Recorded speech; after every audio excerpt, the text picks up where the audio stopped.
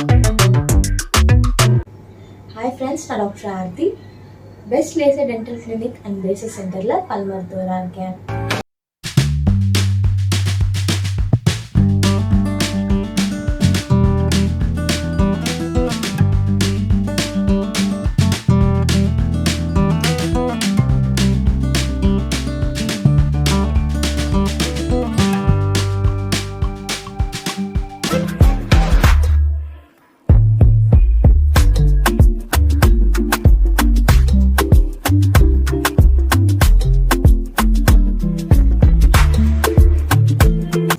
எல்லா பற்களையும் எடுத்து மேல் மற்றும் கீழ்த்தாடையில இம்ப்ளான்ட் பொருத்தி முழு ஃபிக்ஸட் பல்செட் கொடுக்குற சிகிச்சை எல்லாருக்குமே தெரியுங்க.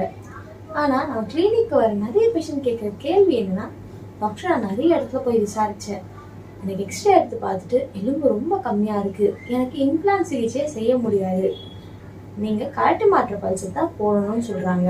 அப்படி இல்லைன்னா ஒரு சில இடத்துல சைகோமா இம்ப்ளான்ட் வேணா பண்ணலாம், இல்லைன்னா செயற்கையா போன் கிராஃப்ட் பொருத்தி இம்ப்ளான்ட் வைக்கலாம் அப்படின்னு சொல்றாங்க. எனக்கு சைகோமா இம்ப்ளான்ட் பண்றதுக்கு ரொம்ப பயமா இருக்கு டாக்டர். அதே மாதிரி செயற்கையா போன் கிராஃப்ட் பண்ணி இம்ப்ளான்ட் பண்ணணும் அப்படின்னா நிறைய மாதங்கள் ஆகும் சொல்றாங்க. உங்களால இது மாதிரி எலும்பு ரொம்ப கம்மியா இருந்தாலும் இம்ப்ளான்ட் பண்ணி சீக்கிரமா பல்லு கொடுக்க முடியுமா அப்படின்னு கேட்பாங்க. இவங்களுக்கும் இதே பிரச்சனை தாங்க. இவங்களுக்கு எலும்பு ரொம்ப கம்மியா இருந்தாலுமே எந்த நவீன தொழில்நுட்பம் கொண்டு நம்ம மேல் மற்றும் கீழ்த்தாடையில இம்ப்ளான்ட் பொருத்தி முழு ஃபிக்ஸட் பல்செட் கொடுத்தோம். இந்த சிகிச்சையோட செயல்முறை, சிகிச்சைக்கு எவ்வளவு நாட்கள் தேவைப்பட்டுச்சு, சிகிச்சைக்கான செலவுகள், இதுதான் இதுக்கப்புறமா இந்த வீடியோல விரிவா பார்க்க போறோம். நாங்க பார்க்கலாம். இவங்களுக்கு 43 வயது ஆகுதுங்க. இவங்க துபாயில இருந்து அவங்க மனைவியோட நம்ம கிளினிக்கு வந்திருந்தாங்க. இவங்க கடந்த 4 வருடங்களா நிறைய இடத்துல போய் இம்ப்ளான்ட் பண்றதுக்காக கேட்டிருக்காங்க. ஆனா இவங்களுக்கு எலும்பு ரொம்ப கம்மியா இருந்ததுனால எல்லா இடத்துலயுமே அவங்களுக்கு இம்ப்ளான்ட் பண்ண முடியாது, இல்லைன்னா சைகோமா இம்ப்ளான்ட்டோ போன் கிராஃப்ட் பண்ணி தான் இம்ப்ளான்ட் பண்ண முடியும் அப்படின்னு சொல்லிட்டாங்க. இவங்க சின்ன வயசுலயே எல்லா பல்லும் சொத்தையானதுனால பற்கள் எல்லாத்தையும் எடுத்துட்டேன், பல்லு கட்டாம விட்டா என்ன பிரச்சனை வரும்ன்றது அப்ப தெரியாததுனால பல்லும் கட்டாம விட்டுட்டேன். ஆனா நீண்ட காலம் பல்லு கட்டாம விட்டதுனால நிறைய பிரச்சனைகளை சந்திச்சேன் டாக்டர். அது முக்கியமா நான் வெளியில எங்கேயாச்சும் போனேன்னா என்னால் சிரிக்க கூட முடியாது, நான் எப்பவுமே மாஸ்க் போட்டுட்டே தான் இருப்பேன், நான் வேலை செய்யற இடத்துல பேசுறது ரொம்பவே முக்கியங்க. ஆனா எனக்கு நிறைய பல்லு இல்லாததுனால நான் நிறைய வார்த்தைகள் உச்சரிக்கும் போது சரியா உச்சரிக்க முடியாது, இல்லைன்னா நான் பேசும்போது காத்து வர மாதிரியே இருக்கும். இதனாலே என்னால வேலையில சரியா கவனம் செலுத்த முடியல, கூட வேலை செய்யறவங்க கிட்ட கூட நான் என்னால ஒழுங்கா பேச முடியல, நாளுக்கு நாள் என் தன்னம்பிக்கை கொஞ்சம் கொஞ்சமா குறைஞ்சிட்டே வந்தது அப்படின்னு சொன்னாங்க. இது மட்டும் இல்லாம நான் எந்த ஒரு உணவையும் நல்லா ரசிச்சு மென்று சாப்பிட்டு ரொம்ப நாள் ஆகுது டாக்டர், எல்லாத்தையும் கரைச்சி தான் குடிக்கிறேன் அப்படின்னு சொன்னாங்க. இது எல்லா பிரச்சனைக்கும் எனக்கு ஒரு நீண்ட கால தீர்வு வேணும் அப்படின்னு சொல்லிட்டு கேட்டு நம்ம கிளினிக் வந்திருந்தாங்க.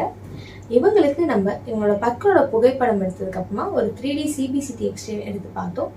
இது ரெண்டும் வச்சு நம்ம இவங்களுக்கு ஒரு சிகிச்சை திட்டம் சொன்னோம். இவங்களோட 3D CBCT எக்ஸ்ரே பார்த்ததப்போ என்ன தெரிஞ்சது அப்படின்னா, இவங்களுக்கு மேல் மற்றும் கீழ்த்தாடையில நல்லாவே எலும்பு கரைஞ்சிருந்ததுங்க. அதுலயும் குறிப்பா கீழ்த்தாடையை விட மேல் தாடையில ரொம்பவே அதிகமா எலும்பு கரைஞ்சிருந்துச்சு. மேல் தாடையில அவங்க நீண்ட காலமா பற்கள் கட்டாம விட்டதுனால அவங்களுக்கு மேல் தாடையில இருக்க எலும்பு கரைஞ்சி ரொம்ப மென்மையா இருந்தது. கீழ்த்தாடையிலும் மேல்தாடையில பற்கள் கட்டாம விட்டதுனால கீழ்த்தாடையில இருக்க பற்கள் மேல ஏறி பற்கள் ரொம்ப பலவீனம் ஆயிடுச்சுங்க. இவங்களோட எக்ஸ்ரே பார்த்துட்டு நம்ம சொன்ன சிகிச்சை திட்டம் என்ன அப்படின்னா, இவங்களுக்கு கீழ்த்தாடையில இம்ப்ளான்ட் பொருத்திடுவோம், மேல் தாடையில எலும்பு ரொம்ப கம்மியா இருக்குன்றதுனால நவீன தொழில்நுட்ப முறையில இம்ப்ளான்ட் பொருத்தி கூடவே நம்ம டைட்டானியம் பார் பொருத்திடுவோம். அதுக்கப்புறமா மேல் மற்றும் கீழ்த்தாடையில இடைக்கால முழு ஃபிக்ஸட் பல்செட் கொடுத்துருவோங்க. இது முதல்ல சாஃப்ட் சிமெண்ட்ல வச்சிருப்போம், அப்புறம் 3 இல்ல 4 நாள் கழிச்சு அவங்க திருப்பி வரும்போது அது ஸ்ட்ராங்கான சிமெண்ட்டுக்கு மாத்திடுவோம். 6 மாதம் கழிச்சு அவங்க ஒரு செக்அப்க்கு வரும்போது ஒரு எக்ஸ்ரே எடுத்து பார்த்துட்டு அவங்களோட இம்ப்ளான்ட்டும் எலும்பும் எப்படி ஆறு இருக்கு அப்படின்னு செக் பண்ணிட்டு இவங்களுக்கு இந்த இடைக்கால பல்செட்டை அகற்றிட்டு நீண்ட கால, அதாவது டியூரபிள் பல்செட், அதை நம்ம பொருத்திடுவோங்க. இவங்களுக்கு நம்ம சொன்ன சிகிச்சை ரொம்பவே பிடிச்சிருந்துச்சு, அதனால அவங்க அன்னைக்கே ட்ரீட்மெண்ட் ஸ்டார்ட் பண்ணிட்டாங்க. இவங்க சூஸ் பண்ண பிராண்ட் என்ன, இவங்களுக்கு சிகிச்சைக்கு எவ்வளவு செலவாச்சு அப்படின்றத பார்க்கலாம் வாங்க. இவங்க இத்தாலி பிராண்ட் சூஸ் பண்ணாங்க, அது 3 லட்சம் வருங்க. மேல் தாடைக்கு நம்ம டைட்டானியம் பார் பொறுத்ததுனால அது 40,000 வரும். இந்த சிகிச்சையோட மொத்த செலவுகள் இவங்களுக்கு 3,40,000 ஆச்சுங்க.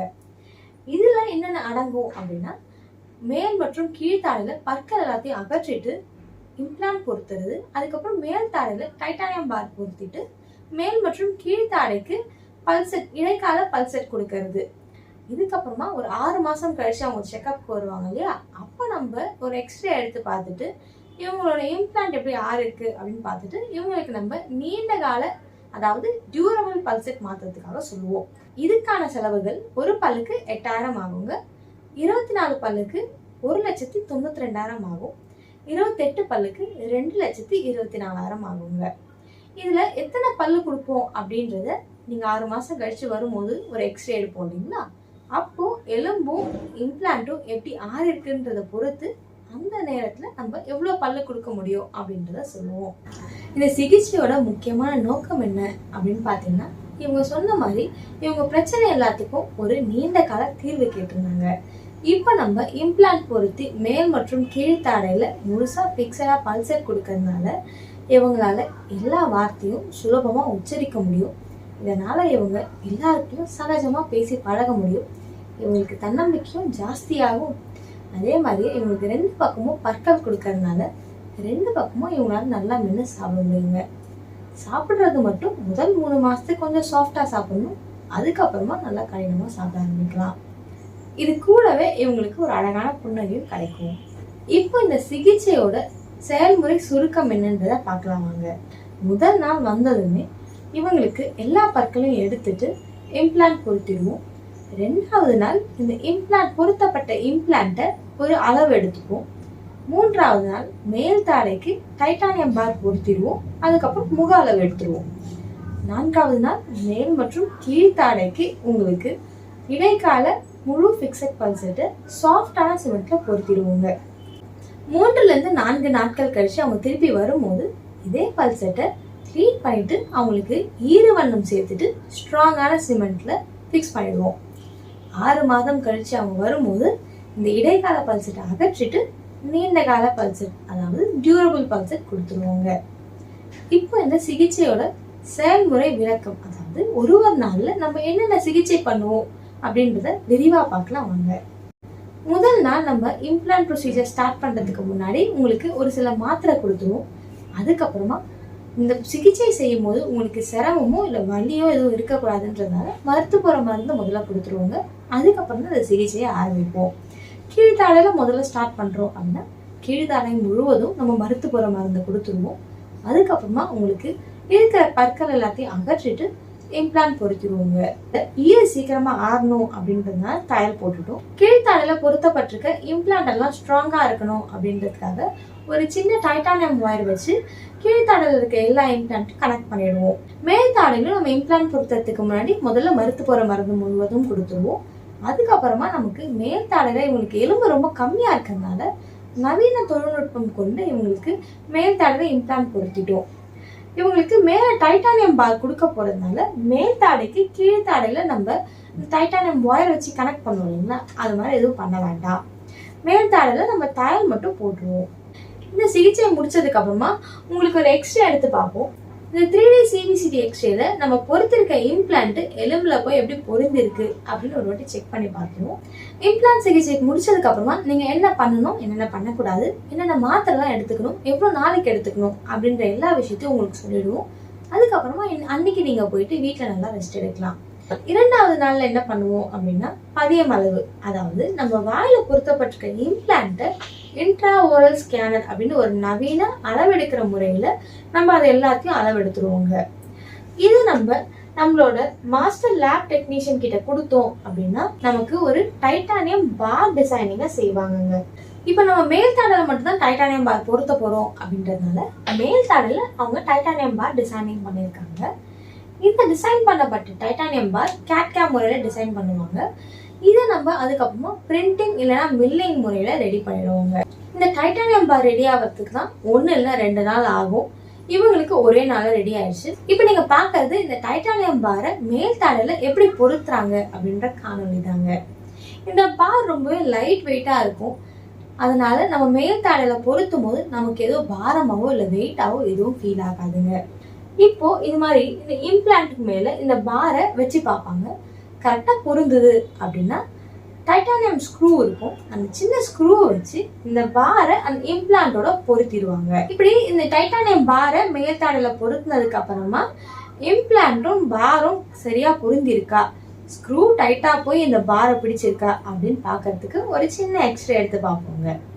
அடுத்ததா பார் பொருத்தினதுக்கு அப்புறமா முக அளவு எடுக்கணும். இந்த முக அளவு எதுக்கு அப்படின்னா நம்ம முகத்தை 3 பாகங்களா பிரிச்சுக்கலாம். மேல் பாகம், நடுப்பாகம், கீழ்ப்பாகம். இந்த மேல் பாகமும் நடுப்பாகமும் எவ்வளவு வயசானாலும் பெருசா மாறாதுங்க. ஆனா அந்த கீழ்ப்பாகம் வயது ஆக ஆக பற்கள் தேய்மானத்தாலேயோ இல்லைன்னா பற்கள் எடுக்கிறோம் அப்படின்னா கீழ்ப்பாகத்தோட அளவு மாறிட்டே இருக்க வாய்ப்பு இருக்குங்க. இவங்களுக்கு இப்ப நம்ம எல்லா பற்களையும் எடுத்ததுனால இவங்களோட கீழ்ப்பாகத்தோட அளவு எது அவங்க முகத்துக்கு பொருத்தமா இருக்கும் அப்படின்றத இது மாதிரி மெழுகு அவங்க வாயில வச்சு அவங்களுக்கு காட்டுவோம். இப்படி அவங்களுக்கு வாயில வச்சிருக்க மெழுகு அவங்களோட வாயில பற்கள் இருந்தா அவங்க முகம் பார்க்க எப்படி இருக்கும் அப்படின்றத காட்டுங்க. இந்த அளவை நம்ம மாஸ்டர் லேப் டெக்னீஷியன் கிட்ட கொடுத்துருவோம். அவங்க இந்த அளவை வச்சு அவங்க முகத்துக்கு ஏற்ற மாதிரியான பற்களை டிசைன் பண்ணிடுவாங்க. இதுவும் கேட்காம் டிசைனிங் முறையிலேயே முழுவதுமா கம்ப்யூட்டர்லேயே டிசைன் பண்ணிடுவாங்க. 4வது நாள் அவங்களுக்கு டிசைன் பண்ணப்பட்ட பல்லு பிரிண்டிங் இல்லைன்னா மில்லிங் முறையில பல் செட்டா நம்ம ரெடி பண்ணிடுவாங்க. அதை அவங்க வாயை நம்ம பொருத்தி காட்டுவோம். இப்படி அவங்களுக்கு பொருத்தி காண்பிக்கப்பட்ட பல்லு அவங்களுக்கும் ரொம்ப பிடிச்சிருக்கு, நமக்கும் அவங்க முகத்துக்கு அது ரொம்ப பொருத்தமா இருக்கு அப்படின்னா அன்னைக்கே அதை நம்ம சாஃப்டான சிமெண்ட்ல பிக்ஸ் பண்ணிடுவோம். ஈர வண்ணம் நிறைய வகை இருக்குங்க. அதுல உங்க முகத்துக்கு எந்த வண்ணம் பொருத்தமா இருக்குமோ அதை நம்ம சேர்த்து கடைசியா ஸ்ட்ராங்கான சிமெண்ட்ல பிக்ஸ் பண்ணிடுவோங்க. இவங்க 4 நாள் கழிச்சு திருப்பி நம்ம கிளினிக் வந்தாங்க. இவங்க என்ன சொன்னாங்க அப்படின்னா, டாக்டர் ரொம்ப நாள் கழிச்சு எனக்கு இப்பதான் பற்கள் இருக்கிறதுனால நான் மென்னு சாப்பிட்டேன். அதே மாதிரியே பேசும்போது எனக்கு வார்த்தைகளை உச்சரிக்கிறதுக்கு இப்ப சிரமமா இல்லை அப்படின்னு சொன்னாங்க. இவங்களுக்கு நம்ம அந்த சாஃப்டான சிமெண்ட்ல பொறுத்திருக்க இடைக்கால பல் செட் எடுத்துட்டு அதுல இவங்க முகத்துக்கு ஏற்ற மாதிரியான இந்த ஈர வண்ணம் சேர்த்து அது நம்ம ஸ்ட்ராங்கான சிமெண்ட்ல அடுத்து பொருத்திட்டோங்க. இந்த இடைக்கால பல் செட் இதுக்கப்புறமா இவங்க வாயில 6 மாதம் காலம் இருக்கும். 6 மாதம் கழிச்சு இவங்க திருப்பி வரும்போது ஒரு எக்ஸ்ட்ரா எடுத்து பார்த்துட்டு இவங்களுக்கு இந்த இடைக்கால பல் செட்டை நீண்ட கால அதாவது டியூரபிள் பல் செட்டை மாத்துவாங்க. இப்ப நமக்கு இந்த சிகிச்சை முடிச்சதுக்கு அப்புறமா உங்களுக்கு பற்கள் கொடுத்ததுக்கு அப்புறமா எல்லா வேலையும் முடிஞ்சிருச்சுன்னு அர்த்தம் இல்லை. எங்களோட கடமை முடிஞ்சிருச்சு, இதுக்கப்புறம் உங்களோட கடமை ஸ்டார்ட் ஆகுதுங்க. இந்த இடைக்கால பல் செட்டையும் இம்ப்ளான்ட் சீக்கிரமா ஆறதுக்கும் சின்ன சின்ன விஷயங்களை பண்ணாலே போதுங்க. அதுல முக்கியமான ஒரு சில விஷயங்கள் என்ன அப்படின்னா, இருவேளையும் நம்ம பல் தேய்க்கணுங்க. இது என்னன்னா செயற்கை பல்லாவே இருந்தாலும் இயற்கையான பற்களை எப்படி நம்ம பல் தேய்ப்போமோ அதே மாதிரியே இதுக்கும் நம்ம ப்ரஷ்ஷும் கொஞ்சோண்டு ஒரு பட்டாணி அளவுக்கு பேஸ்ட் எடுத்து ப்ரஷ் பண்ணணுங்க.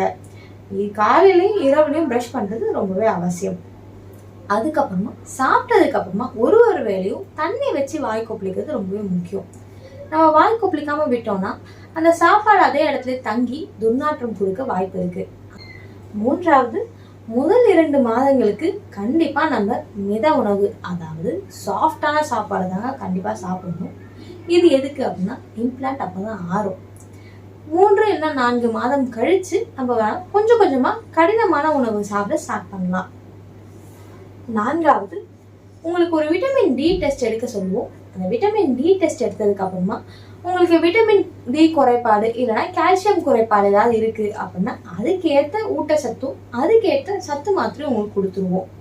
இவங்களுக்கு விட்டமின் டி டெஸ்ட் எடுத்தப்போ ரொம்பவே கம்மியா இருந்தது. அதனால இம்ப்ளான்ட் சிகிச்சை ஸ்டார்ட் பண்ணும்போது இவங்களுக்கு விட்டமின் டியும் சேர்த்து எடுத்துக்க சொல்லிட்டோம். எல்லா பிரச்சனைக்குமே நிச்சயமா ஒரு தீர்வு இருக்குங்க. எனக்கு எலும்பு ரொம்ப கம்மியா இருக்கு, இம்ப்ளான்ட் பண்ண முடியாதுன்னு சொல்லிட்டாங்க, ஜைகோமா இம்ப்ளான்ட் பண்ணணும்னு சொல்லிட்டாங்க, இல்லைன்னா செயற்கையா போன் கிராஃப்ட் பண்ணி பல மாதங்கள் கழிச்சு தான் இம்ப்ளான்ட் பண்ணணும் அப்படின்ற நிலைமை இப்போ இல்லைங்க. நம்மளால நவீன தொழில்நுட்பம் கொண்டு உங்களுக்கு இம்ப்ளான்ட் பொருத்த முடியும். கூடவே சீக்கிரமாகவே உங்களுக்கு பற்களையும் சேர்த்து கொடுக்க முடியுங்க. எனவே நண்பர்களே, உங்கள் சிரிப்பு எங்கள் பொறுப்பு.